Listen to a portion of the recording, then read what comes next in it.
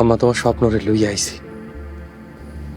মুক্তা, বইন আমার, তোর কোনো ক্ষতি হয় নাই তো? আমার কোনো ক্ষতি হয়নি, আমি ঠিক আছি। ভাইয়া ঠিক টাইমে গিয়ে আমার বাসায় নিছে, ওই শয়তান গোলারও মারছে। মাসুম, তুই ওকে মারছস? খালি ওগো মারি নাই আম্মা, আমি আমার নিজেরও মাইরা ফেলাইছি। তোমাকে মাসুম মইরা গেছে। আজকে যে মাসুমের জন্ম হইছে সেই মাসুম পাগলা মাসুম।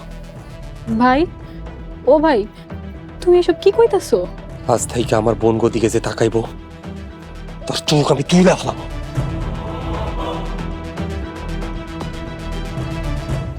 তোকে কোনো ভয় নাই। আমার মায়ের স্বপ্ন যতদিন না পূরণ হইতাছে ততদিন এই যুদ্ধ আমি চালাইয়া যাবো।